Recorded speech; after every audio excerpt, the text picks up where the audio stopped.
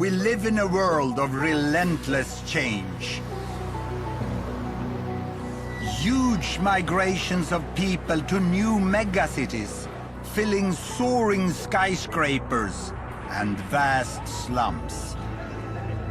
Ravenous appetites for fuel and food, unpredictable climate change.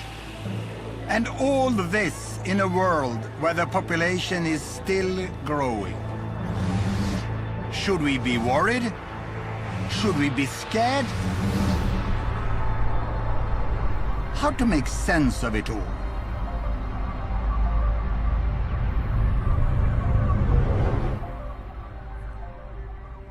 "7 billion people now live on this planet of ours. Isn't it beautiful?" But when some people think about the world and its future, they panic. Others prefer not to think about it at all. But tonight, I'm going to show you how things really are. My name is Hans Rosling. I'm a statistician at... No, don't switch off. Because with the latest data from all countries, I'm going to show you the world in a new way. I'm going to tell you how world population is changing and what today's data tell us about how the future of the world will be. We undeniably face huge challenges. But the good news is that the future may not be quite as gloomy and that mankind already is doing better than many of you think.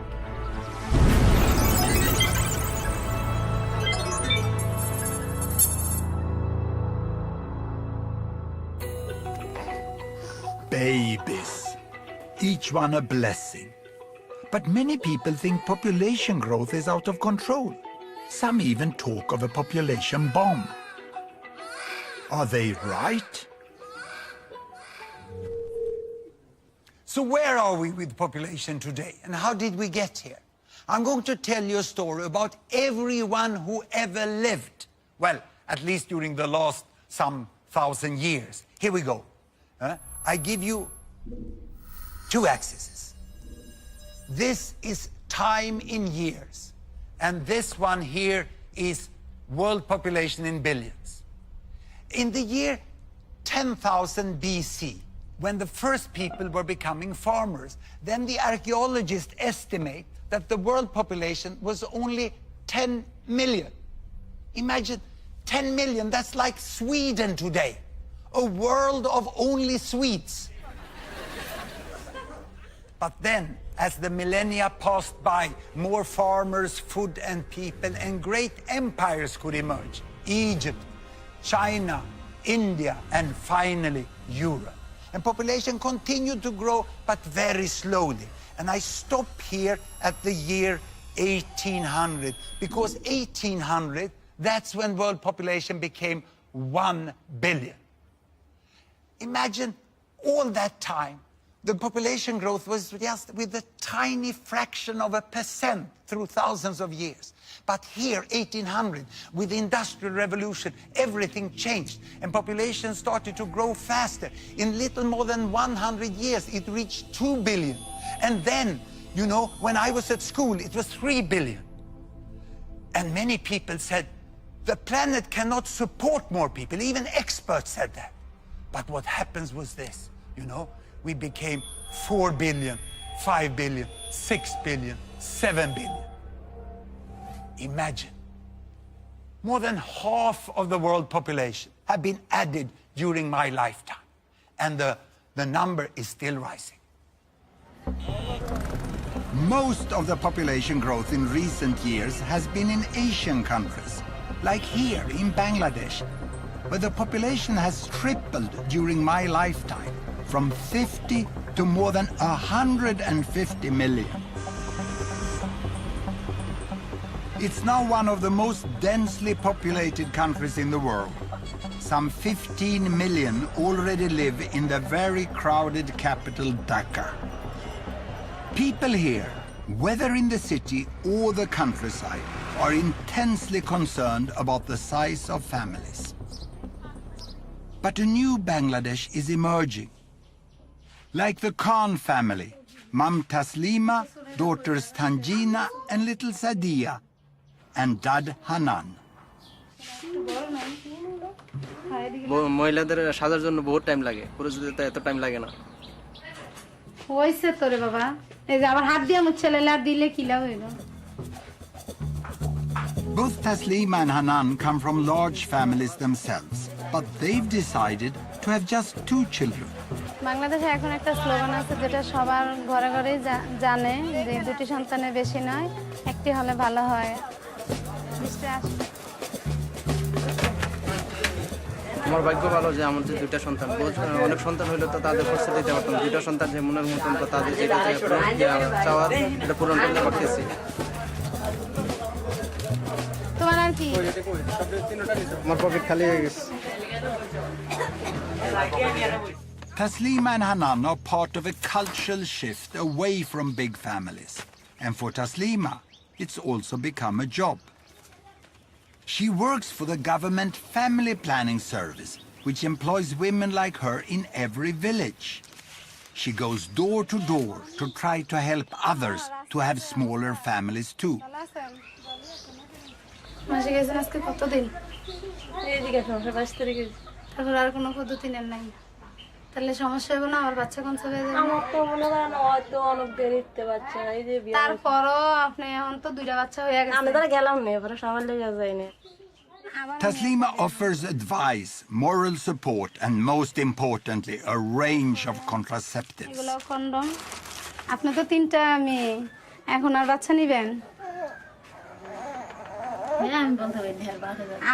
বাচ্চা জন্মদান করার হয়েছে আপনি, আপনার বাবা জানবে কেনা? কষ্ট তো আপনার করতে হয়, কষ্ট তো আর বাবা করে না। কষ্ট কে করে? কষ্ট করলাম, হে যদি ফুলতে লেগেই করে তা আমার কিছু করার আছে? পিল দিয়ে দেয়, মাসিক হওয়ার সাথে সাথেই খাওয়া শুরু করে।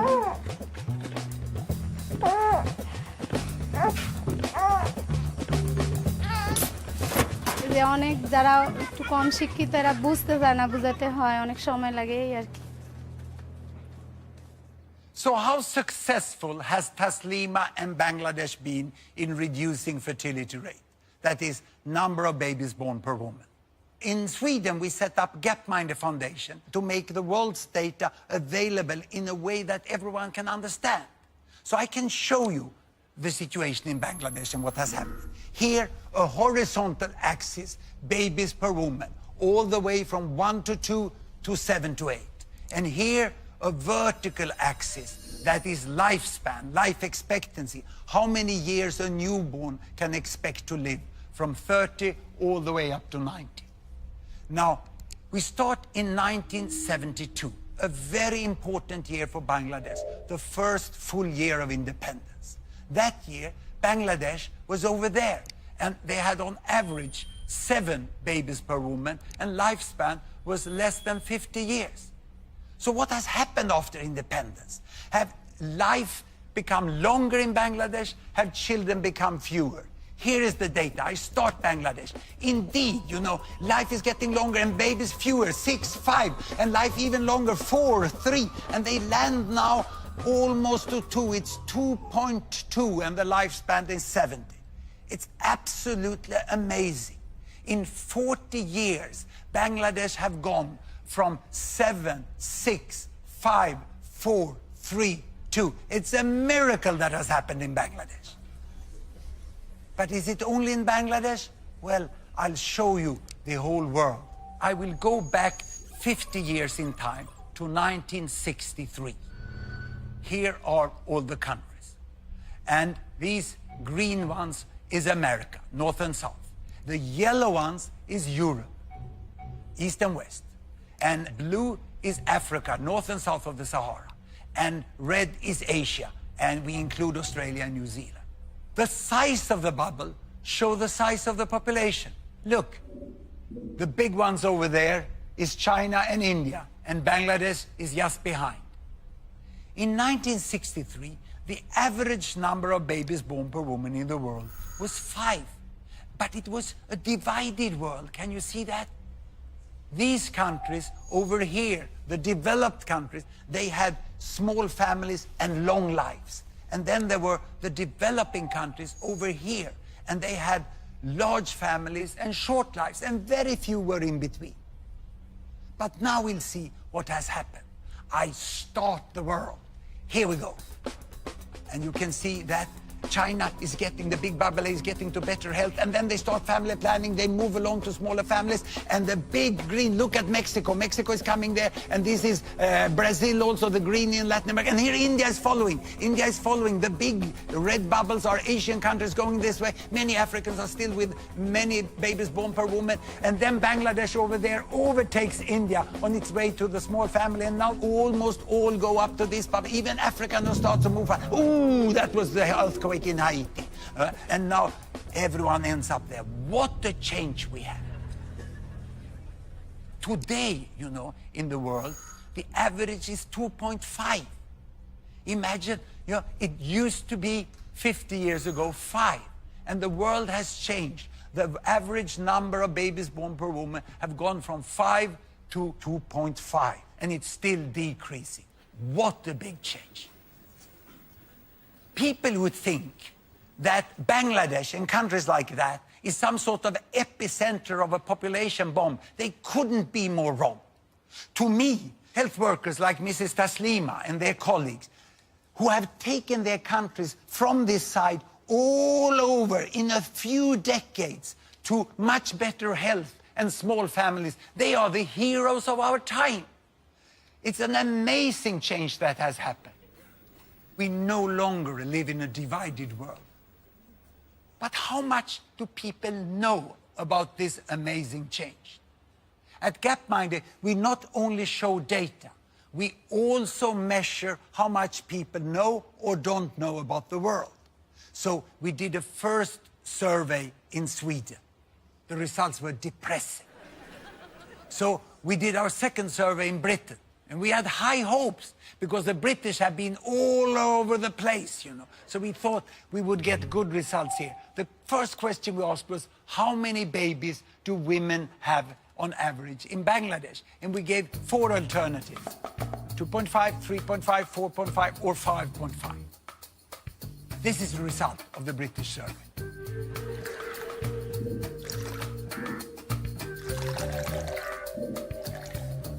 But you know the right answer.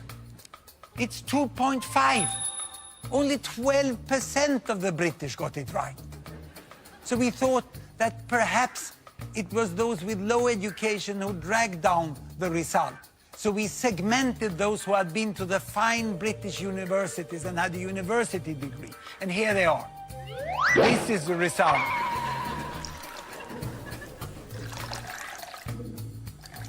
If anything, worse.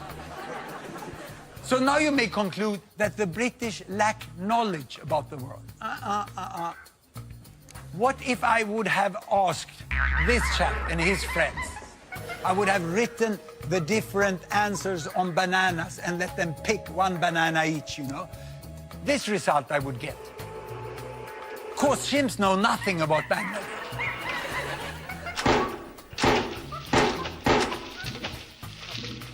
But by pure random, they will pick twice as many correct answers as the British.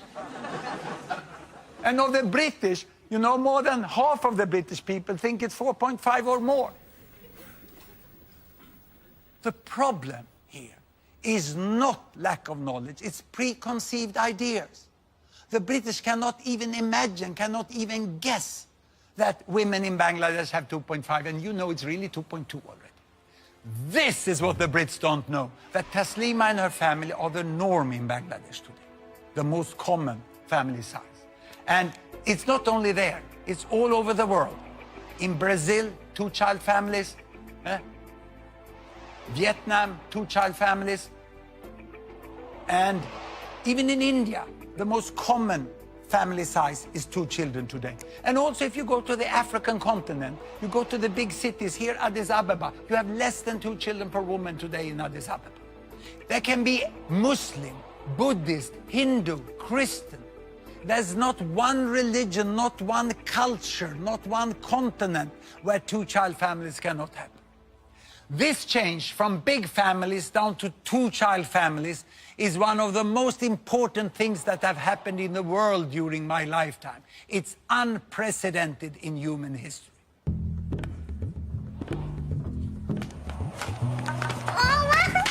Here we are, back in Bangladesh.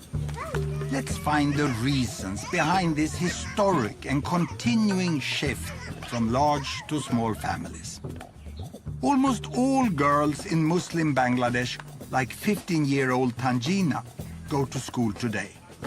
The government now even pays families money to keep their daughters on at secondary level. At Tanjina school, boys are now outnumbered by girls. এটা কি পরিবার এদের খাদ্যের অভাব হবে আর এদের You could hardly miss the point of this lesson. অভাব পড়বে এটা কি পরিবার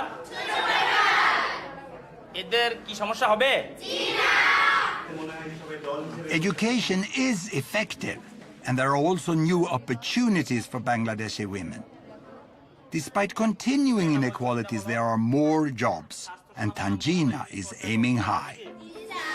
আমার স্কুল যেতে খুব ভালো লাগে আমাদের মায়েদের সময়ে তখন অনেক তাড়াতাড়ি বিয়ে হয়ে যেত তারা লেখাপড়ার সুযোগ পেত না কেবল আশা আমরা এই সম্বন্ধে অনেক আশা করতে পারি যে আমরা ডাক্তার হব ইঞ্জিনিয়ার হব More and more young women here are seeing how different things could be for them. তোমরা 17 বছরের বয়সে কি করে বিয়ে করছো যে আমি এটা ভাবতেও পারি না আমি তো 2 বছরের পরে এটা কিছুতেই সম্ভব না এত তাড়াতাড়ি বিয়ে তখন বুঝি নেই ভুল করছি এখন তো মানুষ ভুল করে না তো তোমার কত বছরে তোমার চিন্তা ধরো যে বিয়ে শাদীর চিন্তা ভাবনা 25 বছর পড়াশোনা শেষ করে একটা চাকরি ডাক্তার হয়ে তারপরে ভালো বুদ্ধি আছে তোমার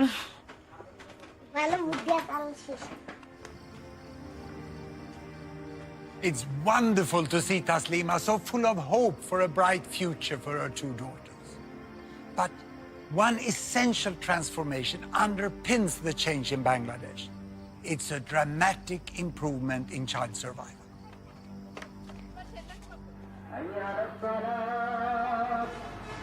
It's Ramadan, the Muslim month of fasting and reflection. At this auspicious time, Hanan is helping his parents to tend the family graveyard. 3 of Hanan's siblings died when they were very young. They are buried here.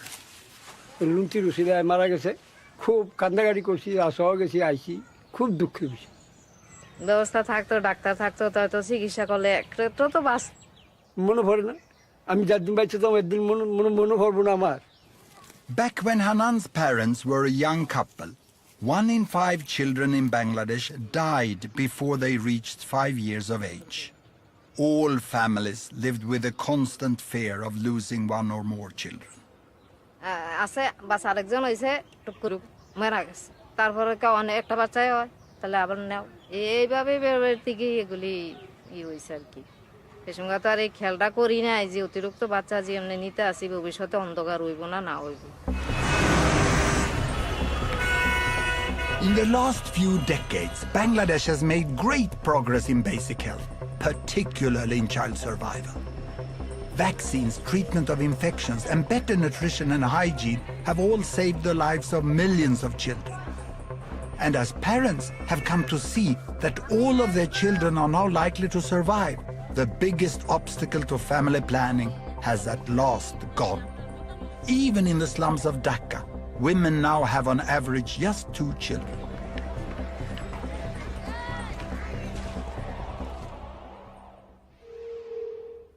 Child survival drives everything. Let's go back into history. Why did the world population grow so slowly before 1800? Well, throughout history, all historical records show us that on average, 2 parents got more or less 6 children. But that looks as a very fast population growth. So why didn't it grow? Because 1, 2, 3, 4 of the children died before growing up to become parents themselves. People in the past never lived in ecological balance with nature. They died in ecological balance with nature. It was utterly tragic. But with the Industrial Revolution, this changed. Better wages, more food, tapped water, better sanitation, soap, medical advances. You know, so why did then, from all these advances, why did population grow? Was it because they got more children? No. 1963, that year when I was at school, actually the number of children per woman had decreased a little in the world to 5. And the reason for the fast population growth was the improved child survival. 4 survived at that time.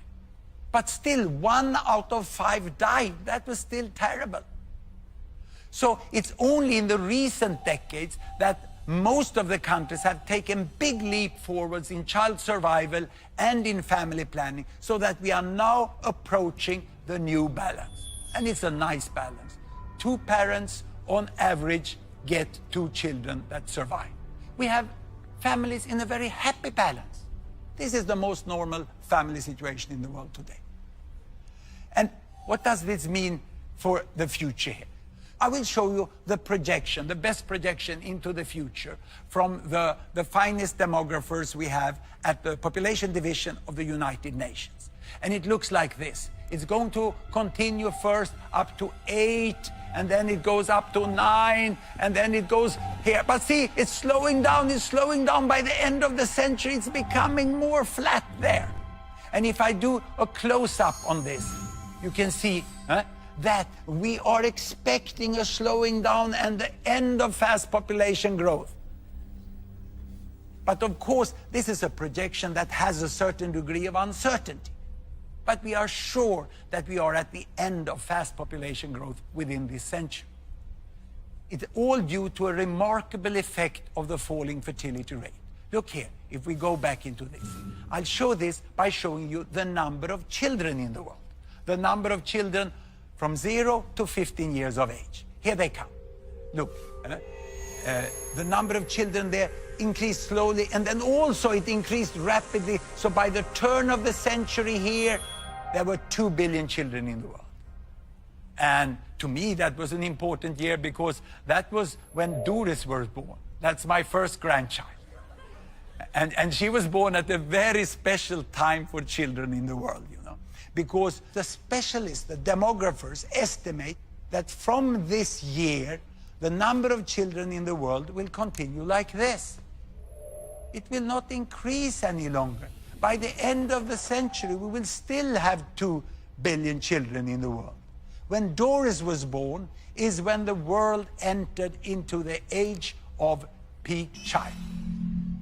The number of children are not increasing. Now, this will confuse you, because how can then the total population grow like this if the children doesn't increase? Where will all these adults come from? And to explain that, I have to leave this fancy digital stuff and show you real powerful educational material we have developed. And it's here.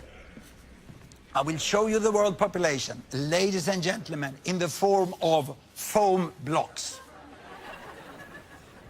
1 block is 1 billion. 1 block is 1 billion.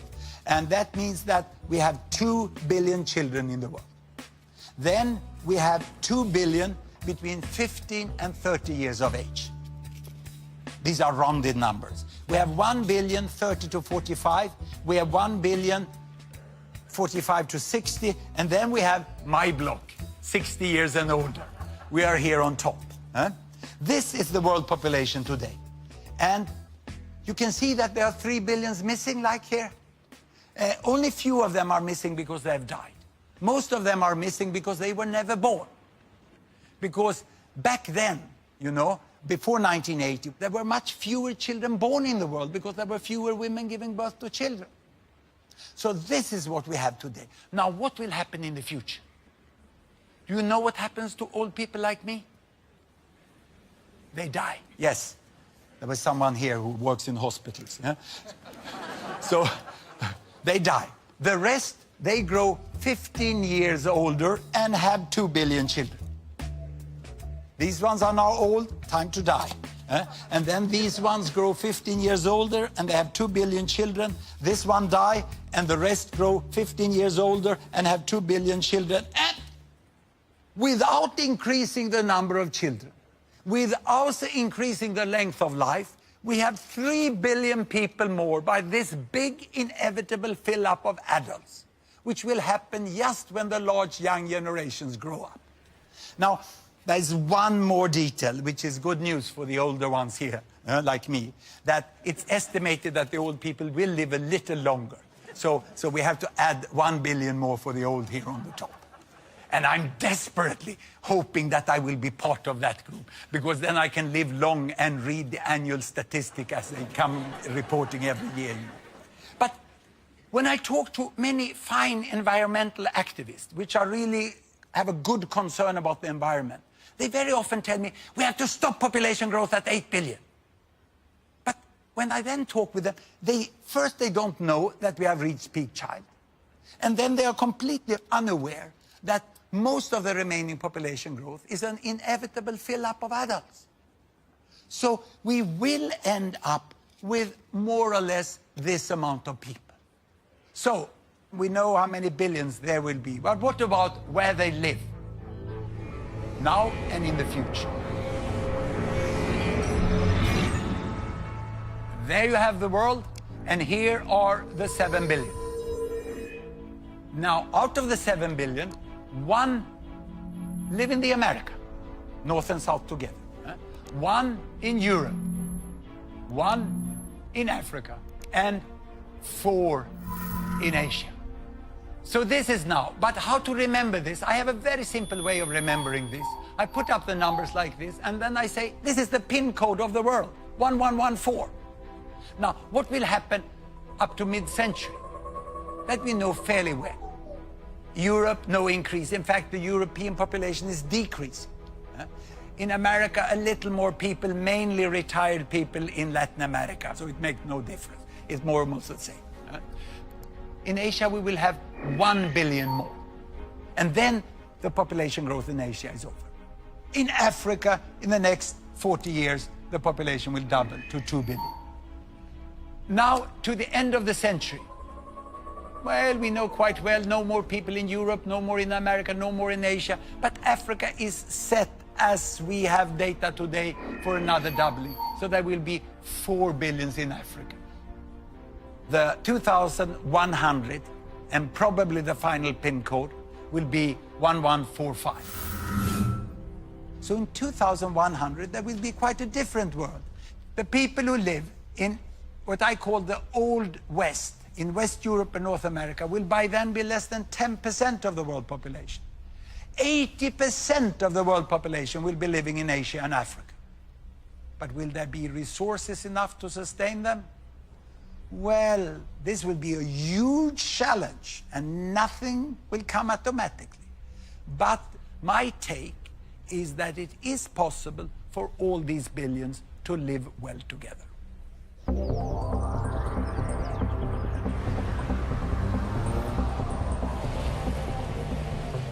Certainly, it's easy to see the potential for a prosperous and peaceful Asia with 5 billion people. Japan, South Korea, and others are already rich.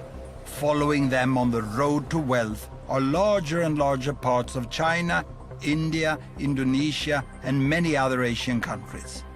Even in poorer Asian countries, more and more are getting a decent life. But what about a future Africa of as much as 4 billion? Won't most of them be living in terrible poverty? I have seen extreme poverty in Africa. 30 years ago, I spent the 2 most intense years of my life working as medical doctor in one of the poorest countries, Mozambique, on the east coast of Africa. Mozambique had just become independent after a long war against the colonial power Portugal. And my job was to be one of 2 doctors, we were both foreigners, for 300,000 people. And this was the hospital. My wife was also there working as a midwife. This is the entire staff of the hospital. Those with white coats had the chance during the colonial period to get a professional training of at least 1 year. The others, many of them, couldn't even read and write. But they all worked with such dedication and motivation. But the patients came with the worst diseases of extreme poverty, and our resources were often not enough. And especially my skills as a young doctor did not meet the need of the patients. Mozambique is still today a very poor country. But things have improved immensely since I was there 30 years ago.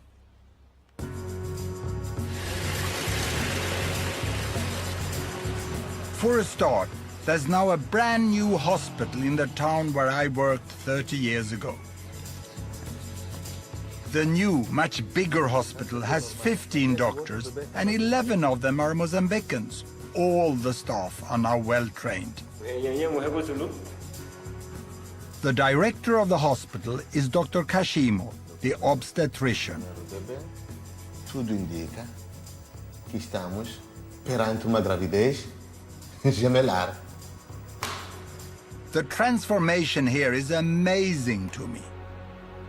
Temos o serviço de urgência, de pediatria e cirurgia e ortopedia. Hoje temos grandes laboratórios, as farmácias que funcionam 24 horas. They routinely save women in childbirth with cesareans, something that was impossible when I was there.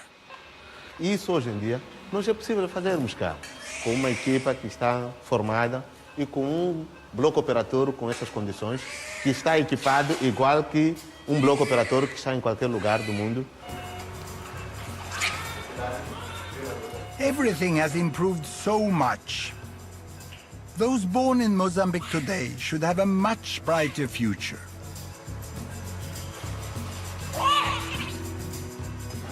Not just because of better health, but a booming economy too, with busy ports and markets, and new industries with lots of new jobs. I know you might be thinking that this good news is just about cities and towns. And it's true. The worst challenge is in the rural areas where most people live. But things are changing here too. Deep in rural northern Mozambique lies the district of Mogovolas. This is home for Olivia, Andre, and their young family. Like so many other poor people in the world, Olivia and Andre are farmers, reliant on what they grow for what they eat.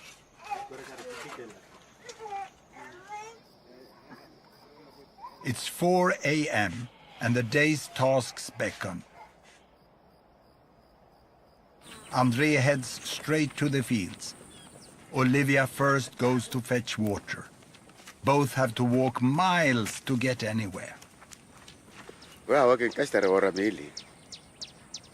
Hey, ka phanya tho water sa. Inni kasta ra inta igora pili. Inta kin phia pa hiki boli ya kilamwe.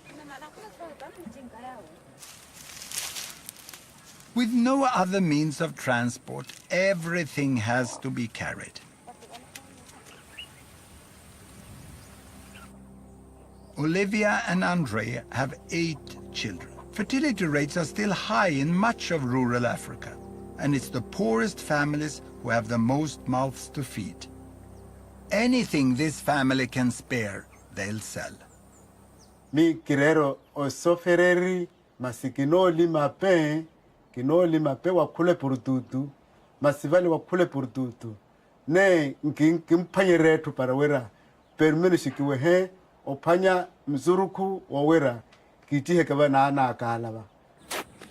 Yet economic growth is slowly trickling into the countryside.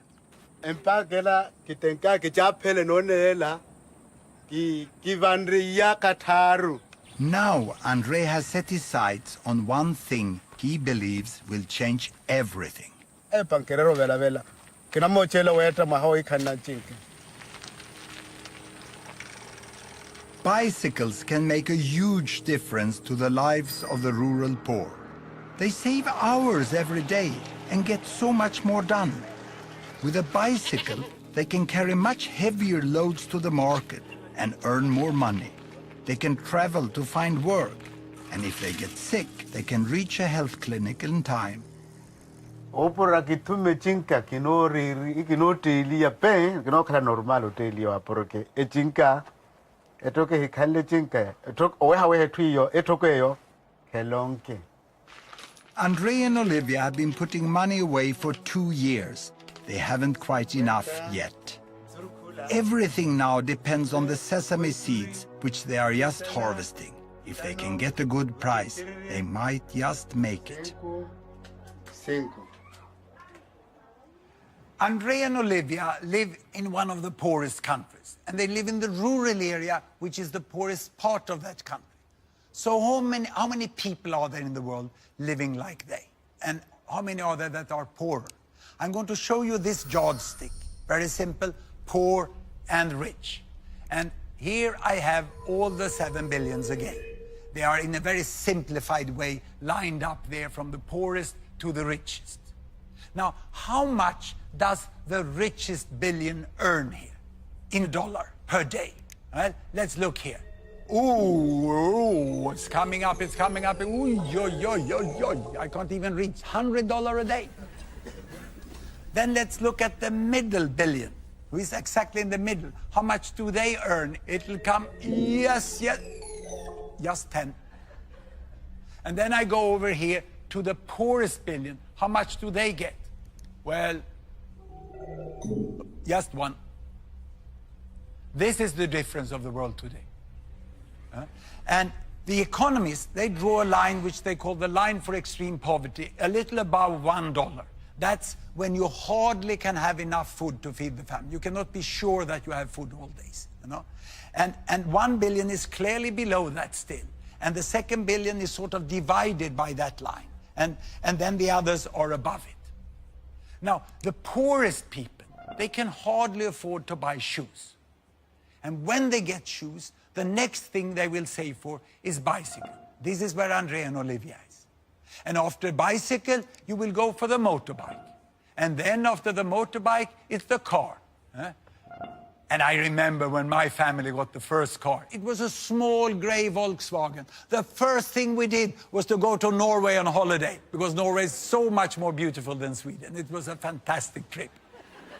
And now I'm in this group. I can go, like the richest billion, we can go on holiday by airplanes. Of course, there are people who are much richer than the airplane people. Some are so rich, so they're even contemplating that they should go as tourists out into space. And the difference in income from the airplane people to the very richest over there is almost as big as it is from the airplane people here, you know, all the way down to the poorest in that side. Now, the most important to remember from this yardstick is this. And I need to show you this, I need my stepladder. Sometimes you need some old, well-functioning technology also. Here.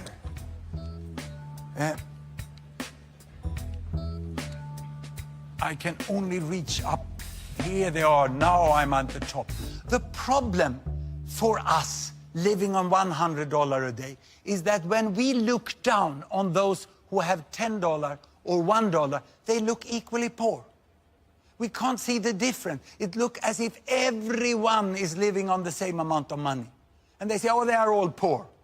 No, I can assure you, because I've met and talked with people who live down here, and I can assure you that the people down here, they know very well how much better life would be if they would move from $1 to $10, 10 times as much income. This is a huge difference, you know. And to understand this, this is what Olivia and Andre is trying to do now. Each little step they take along this line here, you know, from the shoes towards the bicycle, small as it may seem from far distance, make a huge difference in their life. And if Andre and Olivia would get that bicycle, it would speed them along to better life and better wealth up in this end. Today, Andre and Olivia are preparing to sell the sesame crop they've been growing for many months. Pero esa akala ya akala 25. Masintano va, o cala un poco normale, only toma 40, 45. But Andrea and Olivia will have to be careful if they are to get paid the proper price. No kala no shuti hiya twale, to kwale venda ya ro kunyale iwe. Bali balansa tsa bale water wa no ro bale tsoli kana. Aha na thukwa ka shininyale bantsuwela ya vo. Akora pizari 10 kilo. Bale nro khuma ba balansa mbale hiye ni pizza ndri. Balansa hu.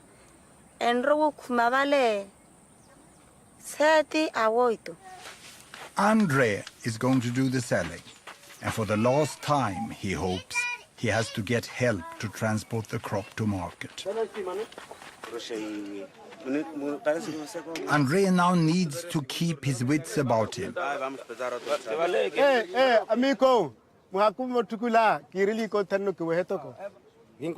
The deal is done, and Andre is happy with the price he's got. Toba, ginro pa hakaba. Turu hakaba. It's the moment the family have worked so hard for. Hola. Yaroa. Hola. Yaroa. Oh, karawa bali.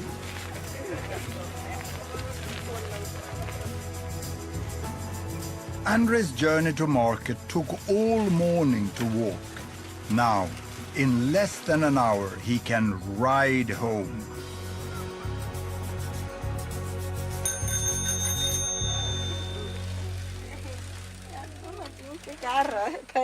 Naka tapeke ko tume chinkela marka. Lima wanguno. Oh tume chinka, naka tapeleke. The bicycle is put to use at once. The children fetch water with it. Andrea carries more crops to the market. And just as importantly, Olivia and Andrea can now easily reach their lessons for adults, so they can learn better maths and how to read and write. Kitukuma nyezuru kwaka, kintume mota, kapa kiraka markale, na shanaka.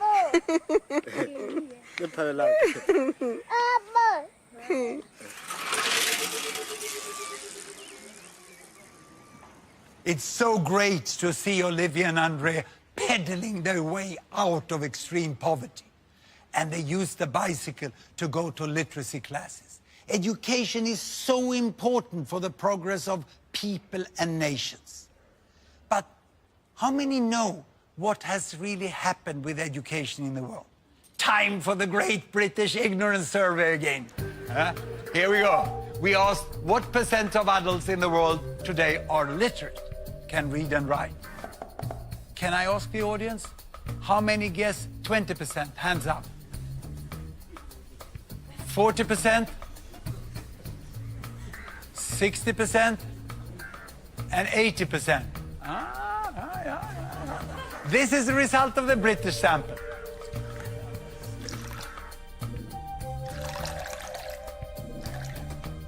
Now, by now, you can use the result of the British survey to find out what the right answer is, isn't it?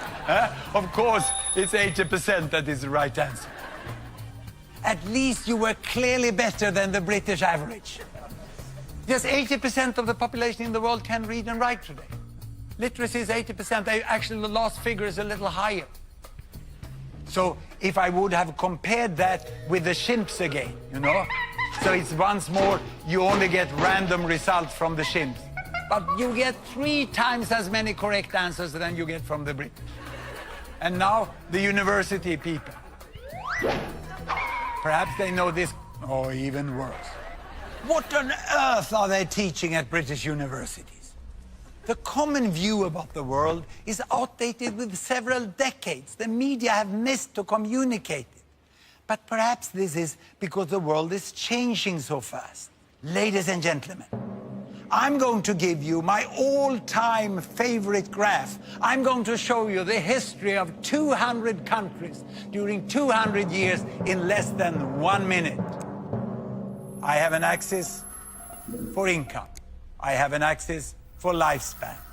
I start in 1800 And there are all the countries. And back in 1800, everyone was down in the poor and sick corner. Can you see? Low lifespan, little money. And here comes the effect of the Industrial Revolution. Of course, the countries in West Europe, they are coming to better wealth, but they are not getting much healthier in the beginning. And those under colonial domination doesn't benefit anything in there. They remain there in the sick and poor corner. And now health is improving, health is slowly improving here. It's getting up here, and we are coming into the new century and the terrible First World War. And then the economic recession after that. And then the Second World War. Ooh. And now independence. And with independence, health is improving faster than it ever did in other countries here. And now starts the fast economic catch-up of China and other Latin American countries. They come on here, you know, and India is following there, and the African countries is also following. It's an amazing change that had happened in the world. You know, in the front here, we have now US and UK, but they're not moving so fast any longer. The fast movers are here in the middle. China is moving very fast to catch up. And Bangladesh, look, Bangladesh is already here, now quite healthy, and now starting with fast economic growth. And Mozambique, yes, Mozambique is back there, but they are now moving fast in the right direction. But all this I show you is country averages. What about people? Have people also got a better life? I'm now going to show you something which makes me very excited as a statistician. I'm going to show you income distribution, the difference between people. And to do that, I take the bubbles back 50 years, and then we are going to look only at money. And to do that, we have to expand and adjust the axis, because the richest is so rich and the poorest is so poor. So this will be a bigger difference than between the countries. And what we do now is that we let the country fall down here, this is United States, and spread to show the range within the country. And I take down all the countries in the Americas. And now you can see from the richest person to the poorest person. And the height here shows you how many there are on each income level. And now let's take down Europe. And on top of that, I'm going to put Africa. And finally, the region with most people, on top of everything, Asia. Now, in 1963, the world was constituted by two humps. First, the richest hump. It's like a camel, isn't it? The first hump here with the richest is mainly Europe and the Americas. And the poorest hump over here is mainly Asia and Africa. And the poverty line was there. Can you see how many people there were in extreme poverty 50 years ago? And most of them were in Asia. And people were saying Asia will never get out of poverty, except that some people are still saying about Africa today. Now, what has happened? I start the world. And you can see that many people are born into poverty here, but Asia goes towards higher income, and 1 billion goes out of extreme poverty this way. And the whole shape of the world changed, and the camel is dead. It's reborn as a dromedary.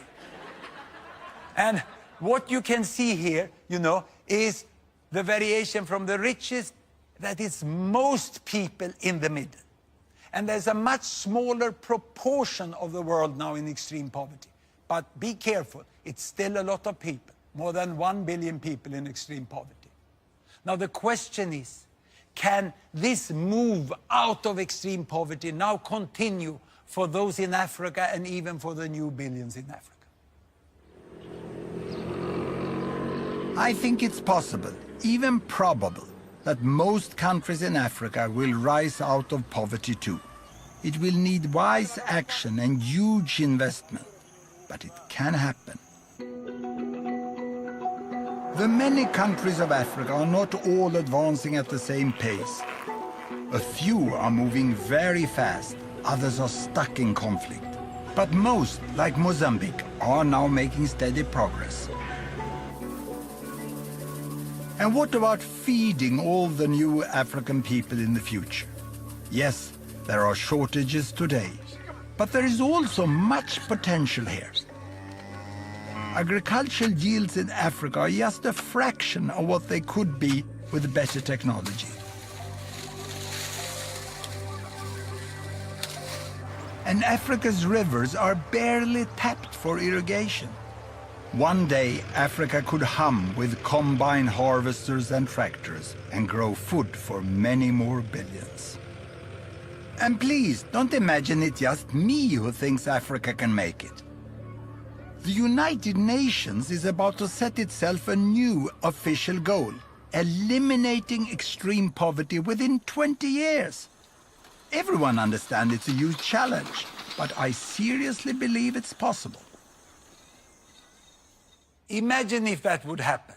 Now, what we have seen so far is that the rich end, it moves.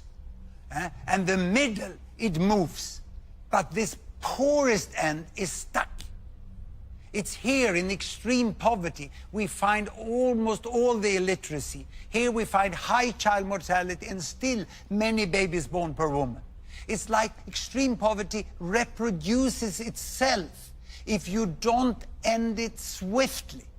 But Andrea and Olivia and people like them, they work so hard to get away from it. And if they only can get the right help from their governments and from the world at large, with things like school, health, vaccines, roads, electricity, contraceptives, then they will manage. But they will mainly manage by their own hard work. Here we go, you know, go on, follow Andrea and Olivia across the line, you know. It is possible within some decades, yes. But getting out of poverty is just the beginning.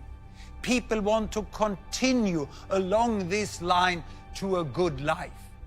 But what does a good life mean?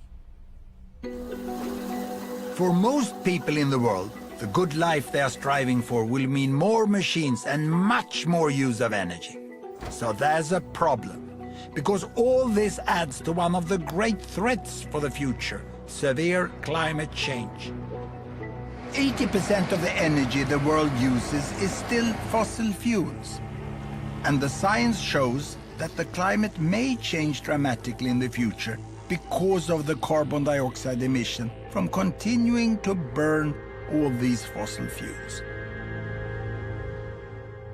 I'm not the best person to tell you how bad climate change will be, nor am I a specialist on how to prevent it. What I can do is to show you data to make you understand who is the one that emits the carbon dioxide. I will show this. You remember the yardstick from the poorest billion to the richest billion, from the one who hardly can afford shoes to the one who fly with airplanes. Now, this shows the total amount of fossil fuel used in the world during 1 year. Coal, oil, and natural gas. And it represents more or less the total emission of carbon dioxide. Now, how much of that is used by the richest billion? Half of it. Now, the second richest billion? Half of what's left. Then you understand what the third use. Half of what left. And the others use hardly anything. This is rounded numbers, but it clearly shows, you know, that almost all the fossil fuel is used here by the 1, 2, 3 richest billions. More than 85% they use. Now, the richest billion here at least have stopped increasing, but we are yet to see whether they will decrease. And in the coming decades, it's the economic growth of these two that will increase the fossil fuel use and the carbon dioxide emission. Even if these ones over here come out of extreme poverty and get richer all the way to the motorbike, that doesn't contribute much to the emission of carbon dioxide. And regarding population growth, most of the additional billions in the next 40 years will be in this group here. But still, if you ask people in the richest end, they seem to get everything wrong. They look down on the world from their very high emission, and then they say, oh, those over there, you cannot live like us. You will destroy the planet. You see, I find the argument from the people here catching up to be much more correct than logic. They say, who are you to tell us that we can't live like you? You better change first if you want us to do it differently. There are many essentials to having a good life that billions in the world do not yet have. Andreas village and house, and so many like them, don't even have electricity. Mozambique has huge coal reserves. And if it and the other poorest countries build affordable new power stations burning coal for electricity and industry, I don't think anyone who emits more carbon should interfere. Now, what I'm going to do is ask you 2 questions that I often ask my Swedish students.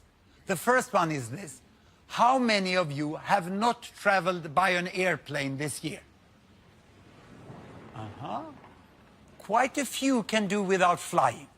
So the next question is, how many of you have stayed away from washing machines and you have hand washed all bed sheets, clothes and laundry during the last year? I thought so. No one. Everyone who can afford use washing machine, even the hardcore in the environmental movement.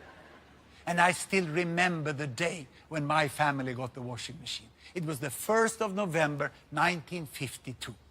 Grandma was invited to be the first to load the machine. She had hand washed her entire life for a family of 9.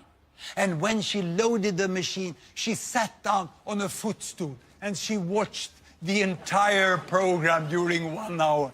She was absolutely mesmerized. For my mother, it also meant a lot of more free time to do other things. She could read books for me. I think that's what made me professor. No wonder we said, thank you, steel mill, thank you, washing powder factory, thank you, electrical power station. Now, when thinking about where all this leaves us, I have just one little humble advice to you. Beside everything else, look at the data. Look at the facts about the world, and you will see where we are today and how we can move forwards with all these billions on our wonderful planet.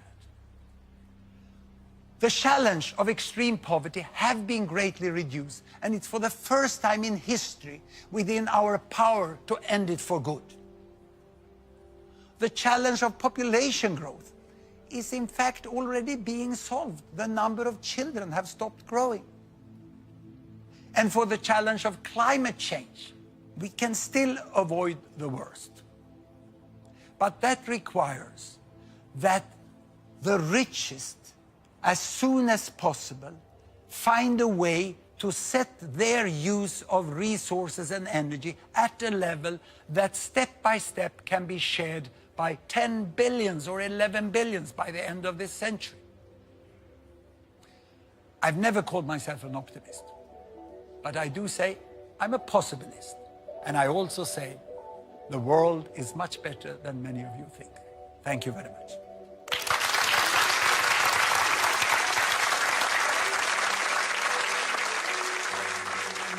To test your own assumptions about the world and to explore the issues behind the numbers, go to bbc.co.uk/don'tpanic, where you will find links to the Open University's free learning website, Open Learn. You'll also find links to Gapminder, where you can explore all the data and its sources.